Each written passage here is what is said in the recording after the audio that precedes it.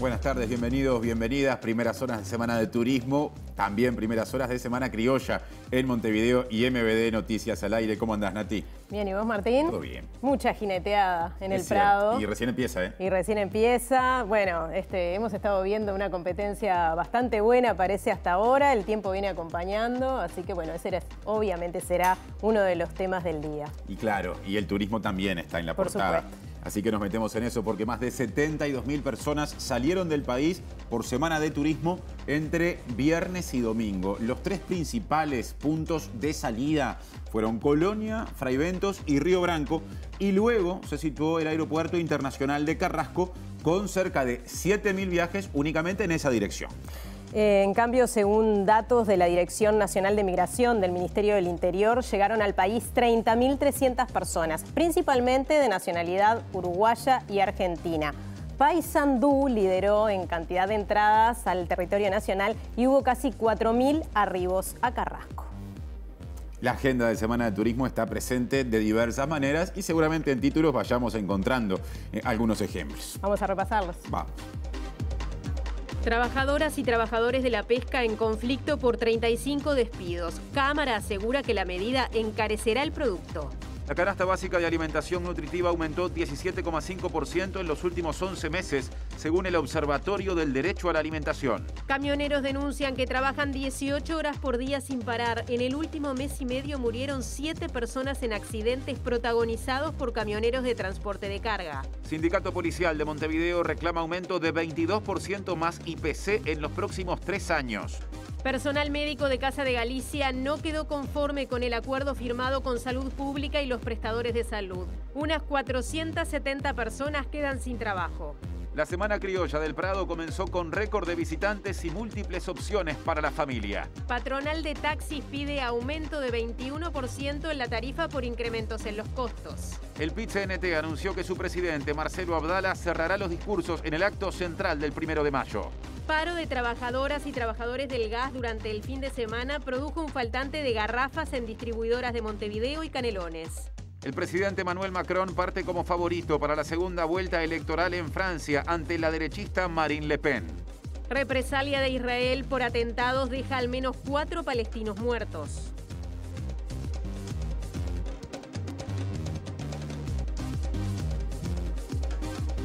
Y hay mucha agenda sindical hoy, por más que estemos en una semana en la que la actividad laboral cae. Exacto. Repasamos o desarrollamos o empezamos a desarrollar uno de los temas en titulares con nuestra compañera Mariana Abreu. ¿Por dónde andás, Mari?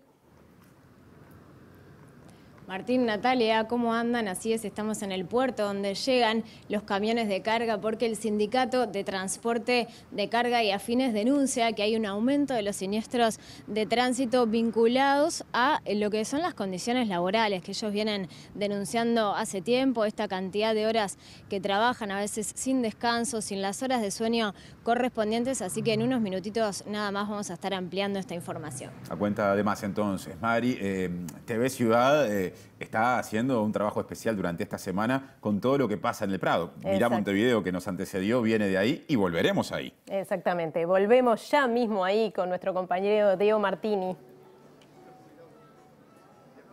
Nati, Tincho, ¿cómo están? Muy buenas noches para ustedes. Ya nos llueve por Montevideo. Hermosa noche acá en la Criolla del Prado, edición número 95 de este clásico montevideano que tiene mucho ritmo y mucho movimiento desde la jornada de ayer y que hoy tuvo una gran jornada y que ahora en la noche sigue con muchas actividades. Así que estaremos desde acá, desde la Feria de Artesanos, contando un poco cómo se viene viviendo. En esta jornada aparte tendremos, como siempre, informe en piso. Exactamente, con nuestra compañera Julieta Núñez Tomás. Julieta, ¿qué nos traes hoy? ¿Cómo están, compañeros? Hoy vamos a hablar sobre la alimentación, un tema que es de preocupación para varios expertos y expertas en la temática, y el Observatorio del Derecho a la Alimentación de la Escuela de Nutrición presentó las cifras de la canasta básica con enfoque nutricional, que es esta canasta que se elabora en base a los alimentos recomendados para una dieta balanceada del Ministerio de Salud Pública, y lo que mencionaron es que hubo un aumento en términos interanuales de más de 17% del precio de esta canasta. Pasó de 8.053 pesos a 9.445. Así que vamos a desarrollar sobre eso en el informe de hoy. Y hoy estamos en el Prado a 2 bandas. Ya recorrimos una, tenemos otra pendiente. Exacto. Natalia de Brun, ¿por dónde andás? ¿Qué tal, compañeros? Como nosotros estamos al inicio de lo que es la entrada justamente a la Rural del Prado, porque a nuestras espaldas hay uno de los escenarios, pero bueno, porque acá en la Semana de la Criolla no solamente es lo que sucede en el ruedo, lo que mostraba nuestro compañero Diego Martini, sino que también hay espectáculos. Y sobre eso vamos a estar hablando en un ratito contándoles cuál es la actividad de la grilla de hoy, pero además también de la grilla de la semana. Muchas gracias, Nati. ¿Y qué se dirá del consumo de pescado y del acceso a ese alimento en esta semana? ¿Qué se dirá? Va a estar muy justo previo a los 2 días que son de mayor consumo o de mayor demanda, que son el jueves y el viernes, ¿verdad?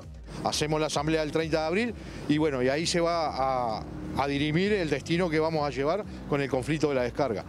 ¿Podrá ser una huelga general? ¿No podrá ser? Cámara de la Industria Pesquera por un lado, sindicato de quienes Exacto. salen, se embarcan y pescan por el otro. Más adelante estaremos con eso. Exacto. Y sobre el conflicto de los camioneros nos hablaba recién, apenitas nos planteó el tema Mariana Abreu, pero ahora lo va a desarrollar Mariana. Así es, Nati. El Sindicato de Transporte de Carga y Afines viene planteando un aumento de los siniestros de tránsito que implican a los trabajadores de este rubro. Ellos entienden que tienen que ver con las condiciones laborales que vienen denunciando hace tiempo. Una excesiva carga laboral que sobrepasa largamente las 8 horas, a veces sin descanso correspondiente, sin las horas de sueño.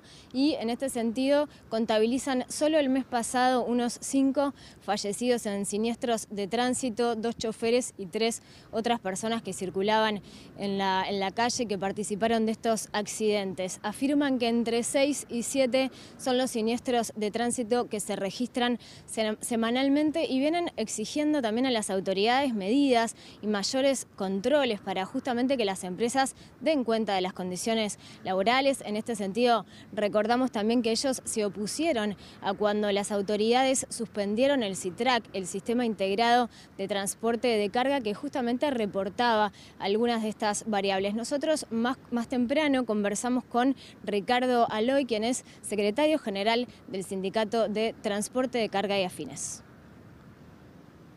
El único drama que tenemos es la resistencia o la negativa a que se instale el equipo o el equipo que sea. Inclusive ya hay equipos instalados para controles internos de las empresas que se podría, lo único que le falta es que se haga obligatorio la presentación de la información al momento que requiera, en caso de denuncia, ya sea por parte de los trabajadores o en caso de accidente como fueron estos casos o cualquier otro caso que se entienda que se debe denunciar. Uruguay, nosotros no tenemos hoy obligación ninguna, tienen las empresas de presentar la información. Entonces cuando hacemos la denuncia y denunciamos la sobrecarga horaria, nosotros estamos diciendo que acá hay formas alternativas de pago, porque va de la mano una cosa con la otra. O sea, la sobrecarga horaria existe por esa forma de pago de salario que incumple con el laudo o con la normativa vigente. O sea, no se respeta la ley de 8 horas, no se respeta la ley de hora extra, y los trabajadores terminan percibiendo el salario por viaje o por promedio de combustible, por kilómetro rodado, por tonelada o por cualquier otra forma.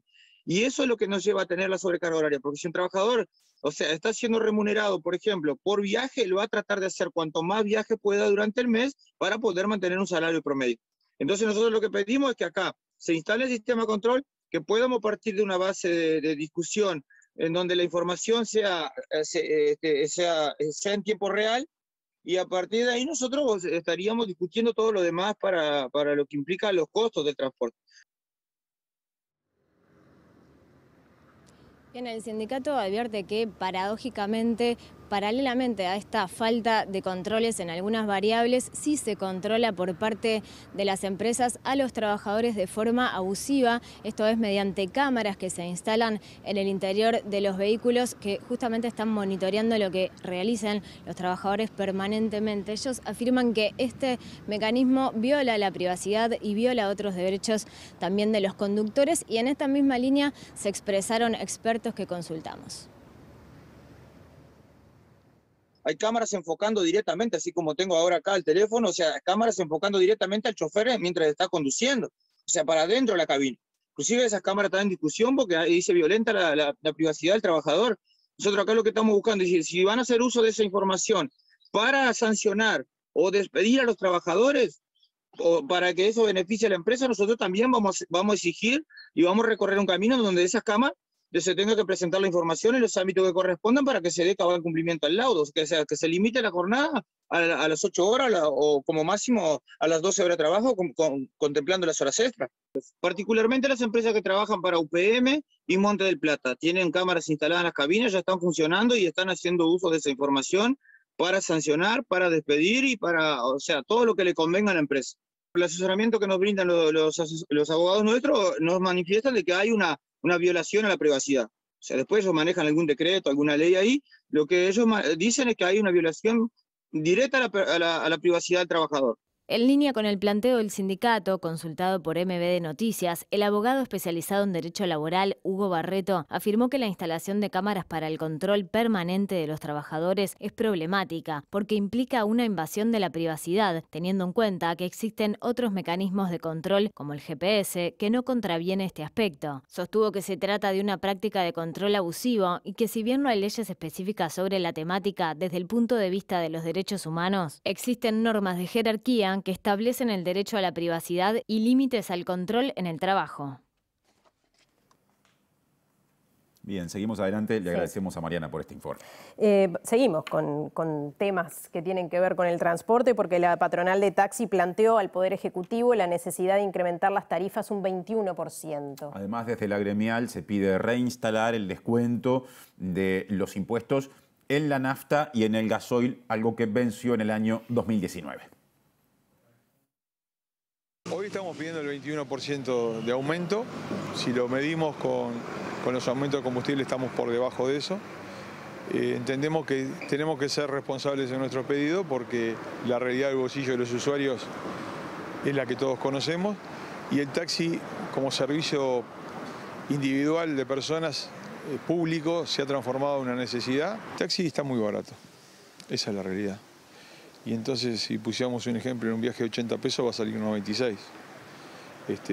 Siempre uno pide el 21%, que es lo que debería de ser debido a algún rezago tarifario y nunca llegamos a lo que uno pretende. Y para llegar a una recaudación mínima razonable para pagar las obligaciones hay que hacer muchos viajes durante el día. Hoy el costo del combustible es más importante que el salario y se quedó con la rentabilidad de la microempresa del taxi. Por eso es que ya se lo pedimos al presidente de la República, tener un combustible diferencial y accesible para que el impacto de la suba de combustible no lo sufra el ciudadano. Vamos a cambiar de tema a continuación, porque ocurre que hay un grupo de personas usuarias de los comedores del Instituto Nacional de Alimentación, que depende del Ministerio de Desarrollo Social, que afirma que se quedaron sin cobertura alimentaria por esta semana, o sea, por semana de turismo. Afirman que no estaban en conocimiento de que días atrás debían retirar tickets, ya que esta semana los comedores permanecerán cerrados. El principal comedor está ubicado en Garibaldi y Domingo Aramburú. Abrió en enero del año pasado y es el más grande de los 4 de Linda en Montevideo. Atiende a unas 700 personas por día, en su mayoría personas en situación de calle, usuarias de refugios y migrantes. Algunas personas que concurrieron al lugar no estaban al tanto de esta situación y quedaron sin alimento ni tickets para cobrar. Hay que estar en el Sistema Nacional de Comedores para ser población beneficiaria, ya que se hace un perfil de la persona usuaria. Únicamente la gente que se queda en refugios es ingresada automáticamente al sistema. El resto se registra expresamente, informaron desde el Mides a MBD Noticias. Los tickets de la población usuaria de comedores de Linda se entregan en los propios locales de la institución durante los primeros 3 días hábiles del mes para cubrir los sábados y feriados, en caso de que los haya. En marzo se le avisó a la gente usuaria que tuviera en cuenta esta semana de turismo y se le dio tickets por valor de 100 pesos por persona. Y este jueves comenzará a normalizarse la venta de Supergas, luego de que un paro sindical realizado el fin de semana generara faltante en las distribuidoras. Las y los trabajadores, que están justamente organizados en sindicatos, comenzaron a trabajar como lo hacen habitualmente a partir de esta tarde. Estamos teniendo desabastecimiento en algunos casos, ¿sí?, desde el día sábado. Por lo tanto, se trabajó el sábado, el domingo y el lunes. Por lo tanto, hay una cantidad importante de distribuidores que ya están, como dije hoy, que ya quebraron stock. Sí se ve afectado, no nos podemos olvidar de que cada puesto de Supergas está habilitado para cierta cantidad de kilos, y esos kilos, si no es abastecido un puesto diariamente, al otro día ya se queda sin Supergas, en una gran mayoría de lo que son todas las empresas distribuidoras. Estaríamos necesitando unos 2 días de repente para que la distribución sea normalizada en un 100%. Con respecto a la distribución al día de hoy, estábamos teniendo al mediodía un 20% de desabastecimiento en algunos distribuidores, y bueno, para la tarde eso va a crecer un poquito más, de repente un 30 o 40%, porque obviamente hay una empresa que no está envasando. La empresa Codique, que es la que está envasando, ya en el horario de la tarde ya va a estar sacando camiones a la calle. Otro asunto. La presidenta de la Gremial de Médicos y Médicas de Casa de Galicia, Ximena Torres, dijo que el colectivo no quedó conforme con el acuerdo firmado a fines de la semana pasada con las prestadoras y con el Ministerio, en este caso el Poder Ejecutivo, para decirlo más claramente, con respecto a la asignación de puestos de trabajo a futuro. Exacto. Dice que no se respetó la proporcionalidad entre personal médico y personas usuarias y que el acuerdo asegura trabajo a 250 de un total de 720 profesionales. El sábado, el ministro de Salud Pública, Daniel Salinas, publicó en su Twitter que el acuerdo tripartito alcanzado por parte del sindicato médico con los prestadores de salud y el Poder Ejecutivo es histórico, ya que es la primera vez en una quiebra mutual en la que los médicos son contemplados conservando el empleo. Hoy la presidenta de la Gremial de Médicos y Médicas de Casa de Galicia, Ximena Carrera, dijo que fue el mejor acuerdo que pudo alcanzarse, pero no el que las y los trabajadores médicos de Casa de Galicia esperaban, porque no se respeta la proporción médicos-usuarios. En realidad somos aproximadamente del universo que manifestó interés en redistribuirse unos 720, y este acuerdo que se alcanzó, según cálculos del propio Poder Ejecutivo, alcanzaría unas 250 personas. Esto surgió de un proceso de negociación que fue corto en el tiempo, muy complejo y difícil, en el cual el diálogo con las empresas fue ríspido, y que necesitó de una propuesta de acercamiento del Poder Ejecutivo de dos partes que estábamos extremadamente alejadas. De hecho, este acuerdo, si bien contempla varias cosas que nuestra Asamblea quería proteger, sobre todo de aquellas personas que tienen una alta dependencia del trabajo de Casa de Galicia, está lejos de la realidad o la proporción médicos usuarios, médicos cápitas, que las propias empresas que absorben tenían previo a absorber a los usuarios de Casa de Galicia. Mientras tanto, el Sindicato de Funcionarios Policiales de Montevideo reclama un aumento de 22% más el ajuste por IPC para los próximos 3 años. Además, plantean la posibilidad de recibir compensaciones 2 veces por año, priorizando a las personas que tienen los salarios más bajos. Concretamente, para este año estamos pidiendo el IPC, que calculo que va a estar cerca de un 7, un 8, más un 8%. O sea que de un 8% de aumento real, por decirlo de una forma. Para el año próximo estamos pidiendo un 6% más el IPC, y para el 2024 un 8% más el IPC. Eso es más o menos para que te hagas una idea en cifras lo que estamos pidiendo.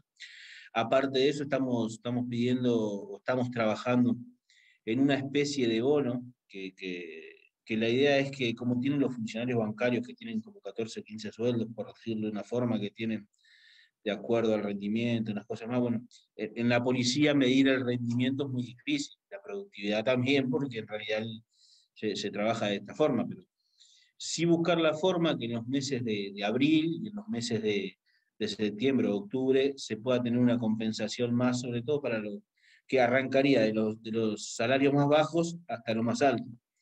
Entonces, estamos trabajando en esas aristas, por decirlo de alguna forma, ¿no? El bono, para que tú te hagas una idea, para la gente, estamos pidiendo que sea en el mes de abril un sueldo. En total sería un sueldo y se daría mitad de ese sueldo en el mes de abril o marzo, en el mes de abril o mayo, y el otro sería en octubre o septiembre. Nos metemos un poquito más en la semana de turismo, sí, porque entre viernes y domingo, y estuviste trabajando en eso, Nati, más de 72.000 personas dejaron el país justamente por turismo, 85% son personas uruguayas, el principal punto de salida fue Colonia, seguido por Fraiventos, Y en tercer lugar, por lo menos en esas jornadas, se situó Río Branco. Todo esto según datos de la Dirección de Migración, que además indican que ingresaron al país 30.300 personas, principalmente uruguayos y argentinos. Desde el viernes 8 de abril comenzó el cruce por los distintos puntos de frontera de Uruguay. En 3 días, egresaron del país 72.663 personas, en su mayoría uruguayos. El día de mayor cantidad de egresos fue el sábado 9, cuando 28.600 personas salieron del país aprovechando la semana de turismo. Del total de egresos entre viernes y sábado, la mayoría, un 84%, fueron uruguayos, seguido de un 11% de argentinos, 2% de brasileños, 1% de colombianos y 2% de otras nacionalidades. Los pasos de frontera más elegidos fueron Colonia, por donde salieron 12.838 personas, Río Branco, 10.942, y Fraiventos, con 10.511 personas.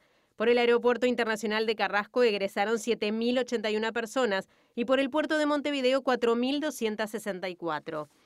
Por su parte, entre el viernes 8 y el domingo 10 de abril, ingresaron 30.305 personas al país.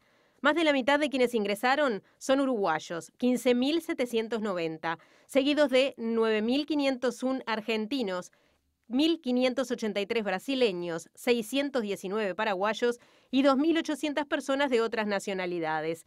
Los ingresos se produjeron principalmente por Paysandú, por donde ingresaron 6.779 personas. Por Colonia llegaron 5.633, por Fraiventos 5.107. Por el Aeropuerto Internacional de Carrasco ingresaron 3.878 personas y por el puerto de Montevideo 2.503. Y ahora salimos, pero de nuestro estudio. Exacto, nos vamos al predio de la Rural del Prado para ver qué pasa ahí en Las Criollas. Diego Martini. Nati, Tincho, bueno, volvemos acá, estamos en la Feria de los Artesanos, en el Galpón de los Bovinos. Ya Nati, nuestra compañera Nati Gebrún va a estar con las actividades culturales que hay, porque por ejemplo ahí está Carlos Malo con la polca, y está Sonido Caracol. ¿Qué tiene mi banda? ¿Qué tiene Caracol? ¿Qué tiene esta banda que me toca el corazón? Dedicado a Eduardo Preve, que sabemos que le gusta mover bien el esqueleto, y nos encontramos acá en uno de los mercados, que es uno de los puestos, que es el de los criollos. ¿Cómo andas, Hugo? ¿Todo bien? Muy bien, gracias a Dios. Bueno, ¿qué tenemos acá? Tenemos un montón de cosas, bien campestres. Sí, yo me dedico a esto, que es artesanía en relieve en madera, estilo criollo, para resaltar un poco las cosas del hombre de campo. De ahí venimos. ¿De dónde venís? Yo vivo en Montevideo, pero soy oriundo del departamento de Paysandú. Ahí está. ¿Qué cosas hay, por ejemplo, y qué rango de precios se maneja? Tenés, por ejemplo, relojes mapas del Uruguay, que es lo típico, lo que la gente compra más porque el que tiene familiar en el exterior se lleva uno. Claro, porque como siempre decimos con mi esposa, vendemos nostalgia, ¿verdad? Y andan en el entorno de los 1.500 pesos hoy acá. Todo de fabricación artesanal. Todo artesanal y hecho a mano. Hay de otros precios, ¿no? Hay de 550, hay cuadros de 2.500, hay variedad de productos. Hay llaveritos de 150 pesos, souvenir de lo que busquemos. Muy bien, bueno, gracias, Hugo. Por favor, muchas gracias a ustedes. Bueno, acá Hugo, el puesto entonces Los Criollos, hay varias cosas para recorrer, la oferta artesanal es muy amplia, tenemos los clásicos mates, por supuesto que no pueden faltar, algunos termos, todo hecho en cuero.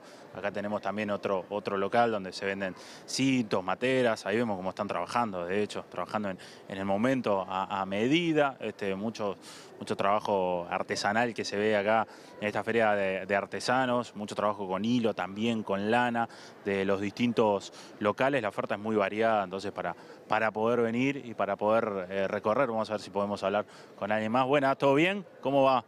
¿Qué tenemos en este local? Hola, ¿qué tal? ¿Qué tenemos acá en este local? Tenemos cerámica y vidrio. Bien, ¿todo de fabricación de ustedes? Sí, de lo yo. ¿Qué cosas, por ejemplo, vemos acá? Tenés de todo, tenés desde, platos, juegos de té, sahumadores, hornitos, de todo un poco.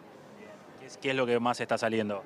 Lo que más sale, los ahumadores y los hornitos, los portasahumerios, es como lo que más se mueve por ahora. Muchas gracias. A ustedes. Bueno, ahí otro de los locales entonces que tenemos, la oferta es muy amplia, esto va a estar abierto todos los días, se luce mucho ahora de noche en este galpón, así que quedan invitados todos y volvemos a piso cuando quieran. Bueno, muchas gracias, Diego, por esto. Con recitado y todo salió el móvil de Diego y seguimos en tema, Nati. Exactamente, seguramente se vaya entonces a ver los espectáculos. Opciones. Y sí. Y estas criollas fueron inauguradas ayer por la intendenta de Montevideo, Carolina Cose. Una enorme alegría, de la misma manera que tuvimos que suspender el carnaval y después el carnaval fue una maravilla. La criolla, verdaderamente cientos de personas han trabajado para lograr la mejor bienvenida posible para las paisanas, los paisanos que nos visitan, las aparcerías, y para que todos los montevideanos, toda la gente que está de visita en Montevideo tenga un paseo desde nuestro punto de vista lo más hermoso posible. Hemos cuidado a la criolla para que sea un paseo hermoso para toda la familia, centrado en las personas, un paseo donde cuidemos el ambiente, donde tenemos todo un espacio para niñas y niños especialmente dedicado, una sala enorme de lactancia, un policlínico móvil que bueno, va a estar dando servicios, una cocina móvil que va a estar enseñando a cocinar, todo lo que es tradicional, emprendedores, pequeñas empresas disponiendo sus productos, siempre una oportunidad para comprar algo rico y algo lindo, y un paseo en este lugar maravilloso que hemos tratado de vestir de la mejor manera posible para extender de brazos abiertos nuestra bienvenida a toda la familia. Recién estuvo latente la cuestión de los espectáculos artísticos en el Prado. Vamos a saber más. Bueno, vamos a alguno de los escenarios con nuestra compañera Natalia de Brun. A saber, a vivir, a bailar y a escuchar. Eso es lo que está sucediendo y lo que vamos a compartir con ustedes. Estamos en el escenario principal de aquí del Prado, el escenario Citarrosa, y a mis espaldas, y lo dejo justamente con lo que está pasando en el escenario, está Catherine Bernés. Está totalmente a tope, digamos, de gente, está totalmente completo lo que es este escenario.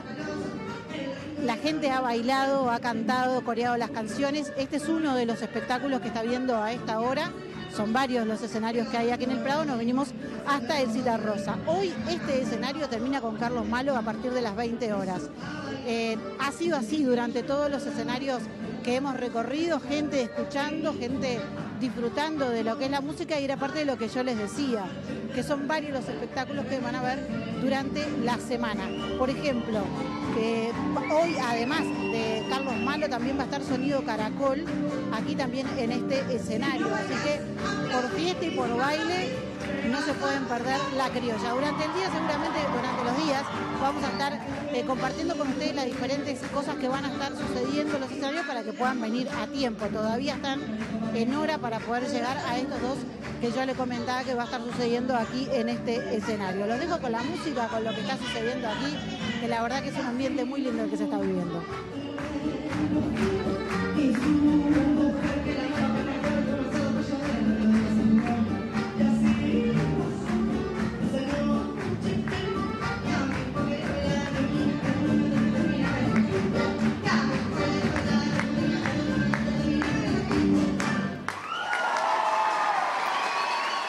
Bueno, justito llegamos a los aplausos. Sí, justo.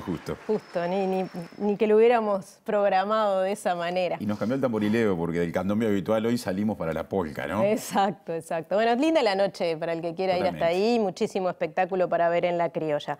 Seguimos en el tema turístico, pero cambiamos totalmente el tema porque las empresas de transporte turístico denuncian que las agencias de viaje contratan ómnibus con matrícula brasileña para realizar excursiones. Hablamos con Álvaro Gugliota, que es el presidente de la Unión de Transporte Turístico del Uruguay, que dijo que el Ministerio de Transporte y Obras Públicas no está fiscalizando como debería hacerlo.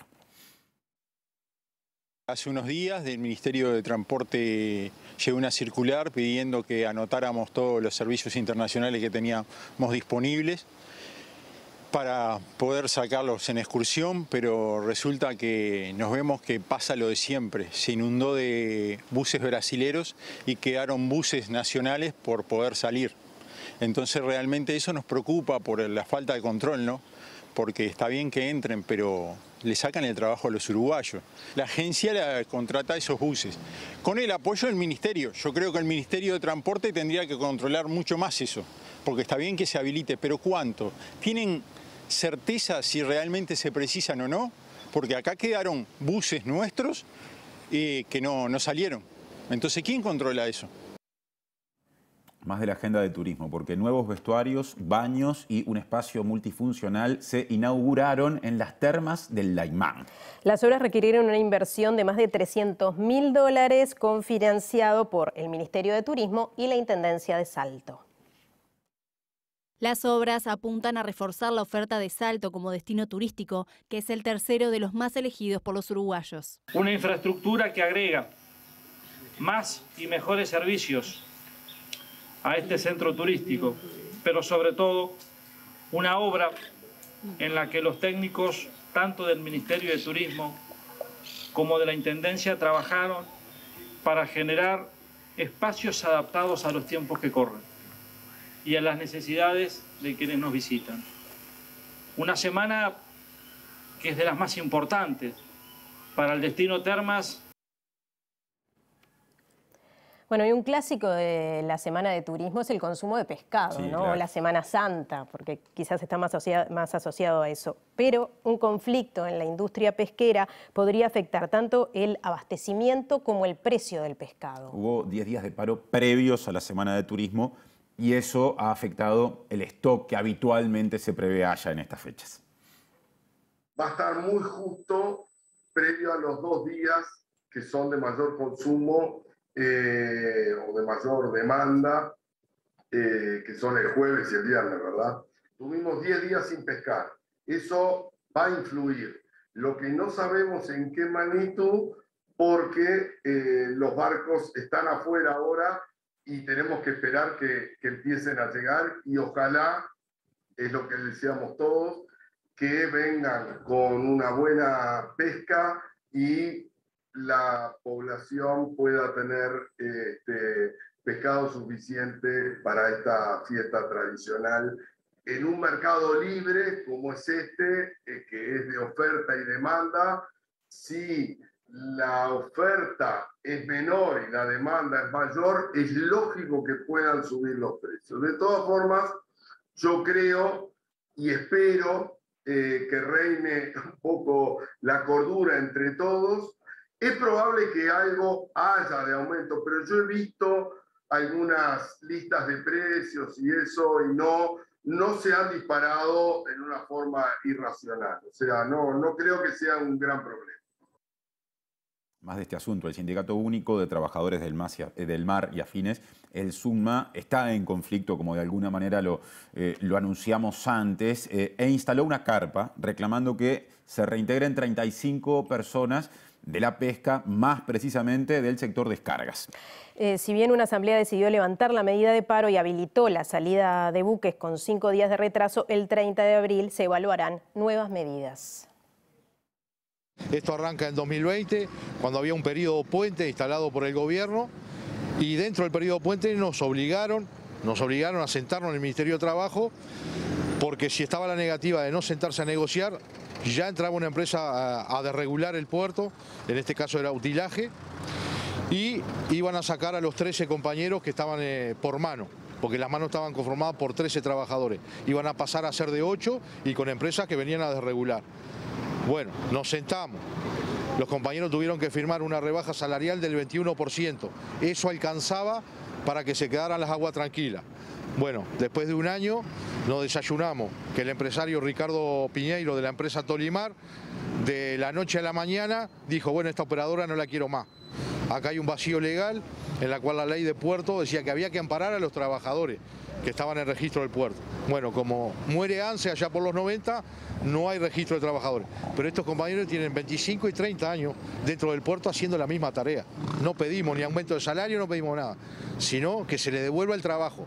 No que vuelvan con la misma operadora, pero sino la empresa que entró, que los absorba. Hacemos la asamblea del 30 de abril y bueno, y ahí se va a dirimir el destino que vamos a llevar con el conflicto de la descarga. Podrá ser una huelga general, no podrá ser, podremos seguir negociando, pero siempre en la lucha no vamos a abandonar los puestos de trabajo. Otro asunto, Julio Mazzoni, consejero del CODICEN en representación de las y los docentes, cuestionó que la policía haya ingresado este viernes en la Escuela Técnica del Cerro en busca de un alumno. Sí, dijo que de alguna manera respaldaba el pronunciamiento de la dirección de ese centro educativo con respecto a ese procedimiento policial, porque desde la dirección se dijo que hubo uso desproporcionado de la fuerza.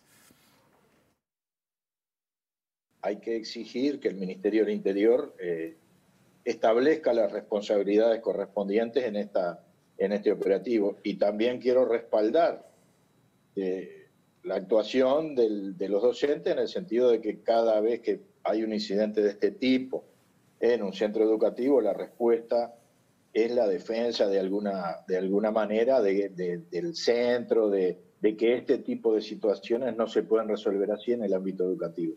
Bien. Obviamente, si hay problemas que tienen que ver con la justicia y demás, habrá que incorporar al propio director en el tratamiento del tema,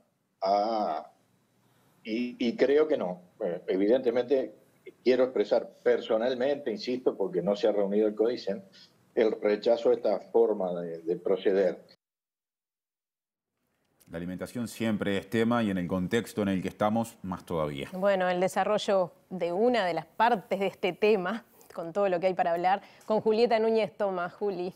¿Cómo están, compañeros? Bueno, como adelantamos de alguna manera en el inicio del informativo, al Observatorio del Derecho a la Alimentación de la Escuela de Nutrición le preocupa mucho el aumento de precios de la canasta básica nutritiva, de alimentos nutritivos, como así lo llaman ellos, porque señalan que ha subido en el entorno de 1.400 pesos en 11 meses, pasó de 8.035 pesos a 9.445 de mayo a marzo de este año, de mayo del año pasado a marzo de este año. Esto significa, por ejemplo, que en una familia de 4 personas, en las que todos son mayores de 2 años, requeriría alimentarse bien, alimentarse de forma balanceada en un mes, 37.783 pesos. Sobre este tema consultamos a la licenciada en nutrición, docente de la Escuela de Nutrición e integrante del observatorio, Alejandra Girona, y nos comentó, bueno, cómo construyen de alguna manera esta canasta de alimentos nutritivos y cuál ha sido la evolución de su precio en el último año. Esta es una canasta que incluye los alimentos básicos necesarios que cubren los requerimientos y las necesidades nutricionales de una persona mayor de 2 años, ¿sí? Niños y adultos mayores de 2 años. Esta canasta incluye las recomendaciones del Ministerio de Salud Pública, es decir, una alimentación que diariamente tenga leche, tenga carnes, tenga huevos, tenga frutas y verduras, cereales, aceites, dulces. En definitiva, aquella que compone lo que llamamos habitualmente una dieta balanceada o saludable. Los compañeros lo que están haciendo es desde el año pasado, desde marzo del año pasado, comenzar a calcular cuánto le sale a cada persona entonces alimentarse saludablemente en el Uruguay. Cuando arrancamos los cálculos estaba aproximadamente 8.000 pesos, hoy está aproximadamente 9.400, 9.500 pesos, sin contar combustible, ¿no? Ni todos los movimientos que genera cocinar y alimentarse. Julieta, además del precio de los alimentos, ¿qué otras cosas preocupan en el observatorio? Bueno, de alguna manera lo que nos planteaba Alejandra Girona es que lo que le preocupa al observatorio es que no haya un rumbo claro en lo que tiene que ver con la alimentación en nuestro país. Ellos reclaman la creación de una ley sobre el derecho a la alimentación adecuada y la seguridad alimentaria. Reclaman tomar medidas urgentes, medidas integrales de forma urgente, porque entienden que día a día hay personas que no tienen claro si van a poder comer al otro día. De hecho, Alejandra nos comentaba que ella trabaja, o el observatorio en realidad, por un convenio con la Escuela de Nutrición, trabajan en conjunto con las policlínicas de la Intendencia de Montevideo en algunas zonas, como por ejemplo Flor de Maronias, y allí todos los días hay consultas referidas a niños menores de 2 años o mujeres embarazadas y a su inseguridad alimentaria, algo que se ha puesto bastante en boga, pero que señala Girona que no se han visto avances en términos legislativos ni en términos políticos claros que den señales de estar avanzando hacia un modelo de desarrollo productivo que sea sustentable, pero pero que además y principalmente asegure que todas las personas puedan acceder a alimentación balanceada, alimentación sana de manera equitativa. Yo me pregunto, Juli, ¿qué opinión tendrán justamente en ese ámbito con respecto a las políticas aprobadas en el Parlamento, promovidas por el Poder Ejecutivo, de, por lo menos por determinados periodos, exonerar de IVA determinados cortes de carne, de asado más puntualmente, pan, otros derivados de la harina como fideos, pastas, distintos tipos de pan?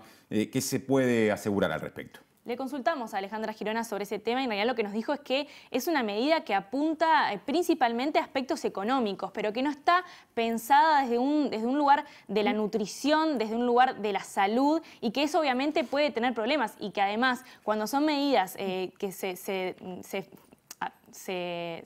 se promueven por un determinado plazo de tiempo, eso obviamente no genera una política sostenida de apoyo a la alimentación nutritiva. Si les parece, vamos a escuchar lo que nos contaba en particular Alejandra Girona sobre este tema y el vínculo que este tipo de alimentos tiene con algunas cuestiones vinculadas a la nutrición. Pensemos que en Uruguay el 27% de los niños menores de 2 años tiene anemia. ¿Sí? La anemia requiere de otros nutrientes críticos, ¿sí? Que no lo va a dar solamente una harina, un fideo, un pan.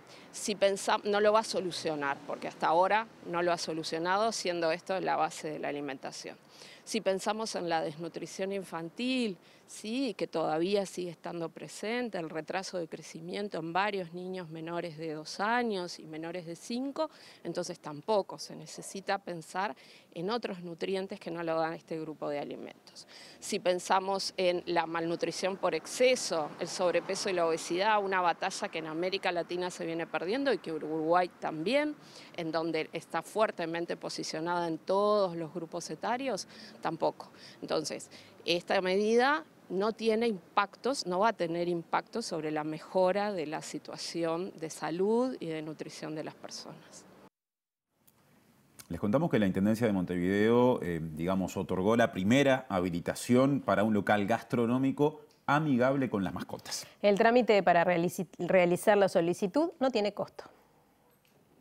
Habilitamos una nueva modalidad de funcionamiento para los locales gastronómicos, que es la modalidad de locales amigables con las mascotas, donde permitan que distintos perros puedan ingresar con las personas que ingresan a los locales, con los consumidores, a distintos locales gastronómicos. ¿Cuál es de alguna forma este evento? Es la inauguración del primer local, la habilitación del primer local que se abre en esta modalidad de amigable con las mascotas. Para nosotros es muy importante difundir esto para poder invitar a que otros locales puedan adherirse a esta modalidad. La habilitación es un trámite muy sencillo y eso es muy importante, poder romper mitos que puedan decir, bueno, es un trámite más que tengo que hacer. Si ya estoy habilitado, es adjuntar, enviar cómo va a funcionar, cuál es la modalidad, cómo va a ser la circulación de las mascotas por el local, etcétera. Es solamente eso el trámite que se requiere. Tuvimos que hacer como diagramar por dónde estaban habilitados circular los animales, el tema de si los animales defecaban, orinaban, cómo se trabajaba, una serie de instructivos con los empleados, del manejo y la limpieza en caso de interactuar con los animales, y no mucha cosa más.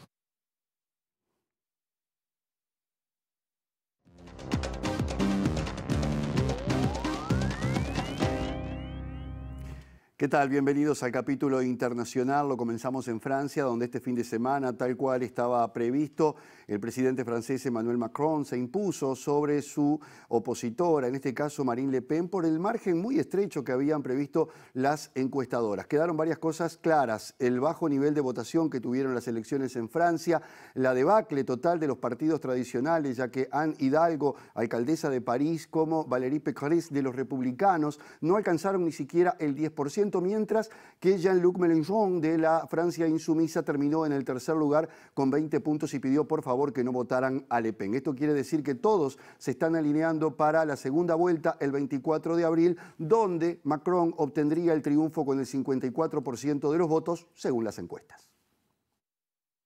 Como anticipaban las encuestas, Macron se impuso en la primera vuelta y lo hizo con 27,4% de los votos frente al 23% de su rival, la derechista Marine Le Pen, seguidos del candidato del izquierdista Francia Insumisa, Jean-Luc Mélenchon, quien obtuvo poco más del 20% y que inmediatamente pidió no votar por Le Pen en la segunda vuelta.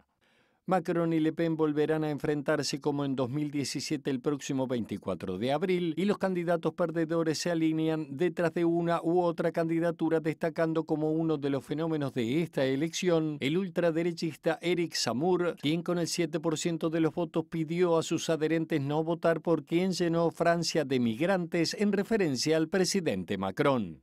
La votación, celebrada tras una atípica campaña marcada por la guerra en Ucrania, agudiza además el declive de los partidos tradicionales, que lograron menos del 10% de los votos en total y donde el abstencionismo fue el principal protagonista, llegando al 25% de los habilitados para votar. La derecha tradicional y el Partido Socialista desaparecieron de la primera línea del mapa político francés con los peores resultados de su historia y en la segunda vuelta, según las principales encuestadoras como Ipsos, Radio France o Le Parisien, que inmediatamente realizaron proyecciones entre ambos candidatos, Macron obtendría el 54% frente al 46% de Marine Le Pen. También en México hubo una jornada electoral, pero en este caso por el referéndum revocatorio de Manuel López Obrador, que él mismo lo propuso. La elección también, tal cual estaba previsto, fue con una baja participación, apenas el 17%. Sin embargo, el presidente mexicano se llevó el 90% de los votos. Con una participación que apenas llegó al 18%, el presidente mexicano Andrés Manuel López Obrador se impuso en la consulta con más del 90% de apoyo de quienes votaron para que siga en la presidencia, frente al casi 7% que lo hizo para revocarle el mandato por pérdida de la confianza. López Obrador calificó la jornada de histórica, agradeciendo a la mayoría que votó para que siga al frente de la presidencia, y se mostró muy contento en referencia a los más de 17 millones de mexicanos que debieron sufragar en un 30% de las casillas que habitualmente se despliegan para una elección normal. Desde la oposición, que había boicoteado la iniciativa, destacaron que los votos logrados ayer por el presidente están lejos de los 30 millones que lo apoyaron cuando ganó los comicios presidenciales en 2018, para descartar que estos resultados puedan ser considerados como un éxito para el presidente. López Obrador, que se había comprometido públicamente a respetar el resultado de la consulta, aunque no se alcanzara el 40% de la participación requerida para hacerla vinculante, dijo esperar que futuros presidentes actúen del mismo modo. Y sostuvo que si se pierde en una consulta hay que dejar el cargo, ya que no se puede gobernar sin el apoyo del pueblo y que el gobernante tiene que tener vergüenza y no estar a la fuerza, porque eso, dijo, no es democracia. La violencia parece haberse instalado en Israel y los territorios ocupados. 4 palestinos muertos en un día en las incursiones que vienen llevando a cabo las fuerzas de seguridad de Israel, sobre todo en Cisjordania y en la localidad de Jenin, donde hay un campo de refugiados, porque allí estarían precisamente escondidos algunos de los perpetradores de los atentados de las últimas semanas en Israel, que han dejado 14 muertos. La situación sigue siendo muy inestable y también hay muchos muertos palestinos. En un contexto de gran tensión, el campo de refugiados de Jenin, bastión de facciones palestinas armadas, se preparaba para nuevos enfrentamientos y quedó en estado de alerta, según un portavoz de esos grupos, Abu Moad, quien llamó a los combatientes locales a una movilización general para enfrentar una nueva incursión de las fuerzas israelíes. El sábado, el ejército israelí y la policía fronteriza ingresaron en el campo de refugiados de Jenin, provocando un intenso tiroteo en el que murió un palestino de 25 años, miembro de la yihad islámica, mientras que a última hora del sábado Israel anunció medidas para reforzar el control de la zona, como el cierre de los pasos fronterizos, la restricción de la entrada y salida y el aumento de los controles de seguridad. Este domingo, soldados israelíes mataron a una mujer palestina en la aldea de Usán, en Cisjordania ocupada, tras dispararle luego de que le dieran la orden de detenerse al acercarse a las tropas y ella no lo acatara, en un incidente que sucede en plena escalada de tensión y que ahora está siendo investigado. Desde el 22 de marzo, Israel ha sido golpeado por 4 ataques, los 2 primeros perpetrados por 2 árabes israelíes vinculados a la organización yihadista Estado Islámico y los 2 últimos por palestinos originarios del sector de Jenin, ataques que dejaron un total de 14 muertos en Israel. Al menos 10 palestinos, entre ellos los autores de los ataques, resultaron muertos en enfrentamientos desde el 22 de marzo, cuando comenzó la ola de atentados considerados como los peores en territorio israelí desde la segunda intifada en el año 2000. La dinámica de la guerra continúa en Ucrania con una concentración de ataques tal cual estaba previsto, sobre todo en el este de ese país, en la ciudad de Mariupol, puerto sobre el Mar Negro, también en las ciudades de Kharkov y de Donetsk. A todo esto, el canciller austríaco Karl Nehammer se reunió con el presidente ruso Vladimir Putin. Es el primer líder de la Unión Europea que lo hace y se mostró muy pesimista con la evolución que está teniendo la guerra. With President Putin, it was important for me. El encuentro celebrado en Novo-Ogariovo, en las afueras de Moscú, ha sido el primero en persona de Putin con un líder de la Unión Europea desde que comenzara la invasión rusa de Ucrania, y calificada por el canciller austríaco como una conversación muy directa, franca y dura, en la que, según Nehammer, Putin se vio inmerso en una lógica bélica donde negó los crímenes atribuidos, que dijo son una escenificación de Kiev.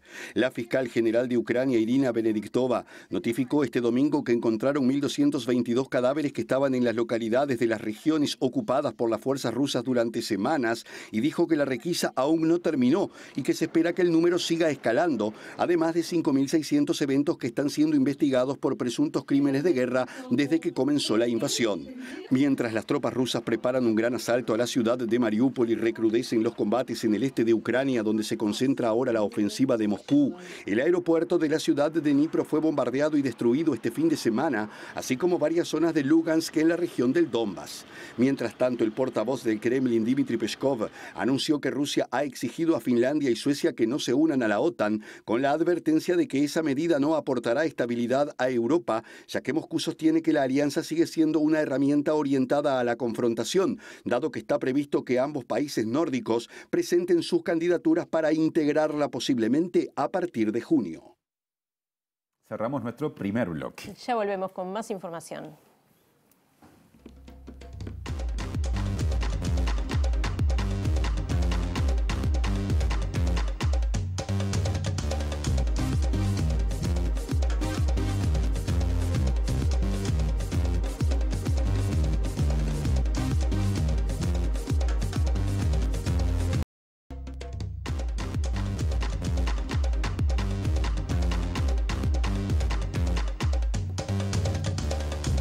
Seguimos repasando la información del día y les contamos que el PIT-CNT definió los ejes centrales del acto del 1 de mayo que transcurrirá sobre la Avenida Libertador tras 3 años sin desarrollarse de manera presencial. Además, también en este acto se va a concretar el regreso, por lo menos a las actividades públicas, del presidente del PIT-CNT, Marcelo Abdala, que va a ser el orador central de una jornada en la que también van a hacer uso de la palabra Elvia Pereira, secretaria general del PIT-CNT, y Fernanda Aguirre, que integra órganos de conducción y que proviene del Sindicato Único Gastronómico Hotelero del Uruguay.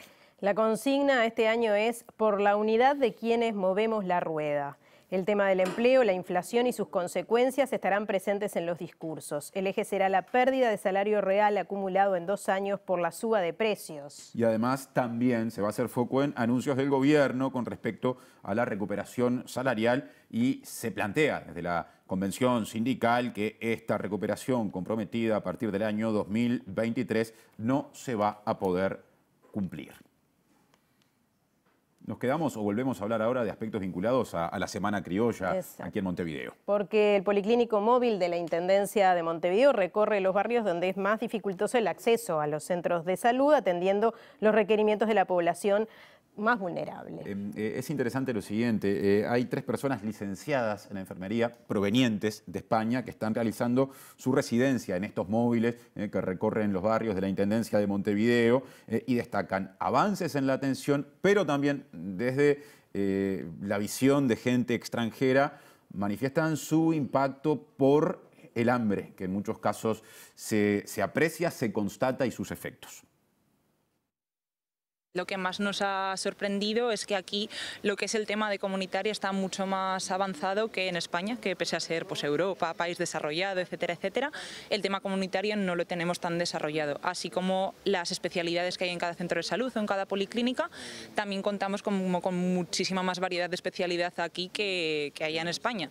Allí lo que es la enfermería y la medicina es muy potente, cubrimos más, tenemos más carga asistencial, pero a modo comunitario, trabajar con el barrio, conocer la relación que hay de la comunidad con los servicios de salud tan directa y tan cercana, eso allá no está. Entonces nos lo llevamos muy bien introducido, ¿no? ¿Qué te ha sorprendido más de los barrios? ¿Qué barrio te ha impactado más, María?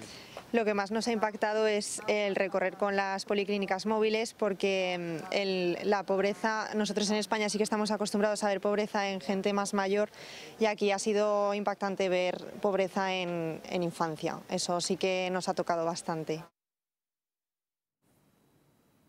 Durante toda esta semana, día a día, estaremos resumiendo lo principal que ocurra en el ruedo, digamos, en el Prado. Exacto, uno de los encuentros más importantes o lo que más va a buscar la gente. Y hoy, además, fue un día muy especial, porque hubo un montón de vueltas de honor. ¿Vamos a ver alguna de ellas? Dale.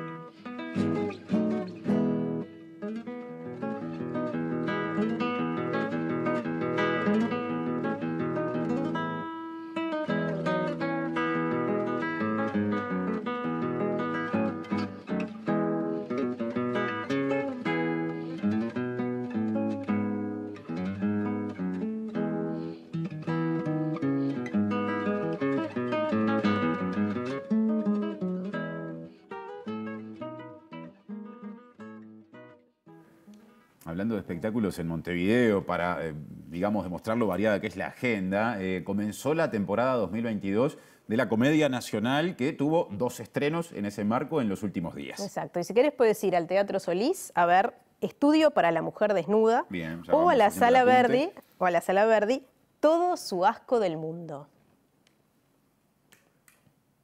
Estudio para una mujer desnuda, inspirada en la primera novela de Harmonia Somers de 1950, en versión adaptada por Leonor Courtoisí. La protagonista de la novela y la obra es Rebecca Link, una mujer que cumple 30 años, se corta su cabeza y al volver a ponérsela, se despoja de su moral, identidad y su ropa. Y el texto generó polémica cuando fue publicado. La obra va los jueves, viernes y sábados a las 21 y los domingos a las 19. En Sala Verdi, en tanto, la Comedia Nacional estrenó Todo su asco del mundo, que incluye 7 obras breves del escritor austríaco Thomas Bernhard, adaptados por Laura Pouso y con dirección de Vanessa Canepa, Vani Gutiérrez, Soledad Lacasi, Elaine Lassey y Julieta Lucena. Está en cartel hasta el 8 de mayo, de jueves a domingos. ¿Cómo estará el tiempo en las próximas horas para saber si se podrá seguir disfrutando al aire libre? Exacto. Ojalá que sí. ¿Teatro o criollas? Claro, hay opciones y seguramente nos estemos quedando corto y corta. Sí, seguro. Bueno, hay 20 grados ahora. 20 grados, buena temperatura, ¿no? Exacto. A esta altura del día. Sí. Para mañana martes se espera una máxima de 19 y una mínima de 15 y empieza a salir el sol. Pasamos a la jornada que tendremos en poquito menos de 48 horas. El miércoles 13 de abril, que tendrá en Montevideo y área metropolitana una temperatura mínima de 13 grados y una máxima de 18. Ya llega lado B a la pantalla de TV Ciudad. Exacto. El asentamiento Nuevo Comienzo y un relevamiento que se hizo allí va a ser el tema de hoy. Y los dejamos, como habitualmente ocurre, con nuestros títulos de cierre. Exacto. Nos reencontramos mañana a las 19 horas. Que pasen lindo.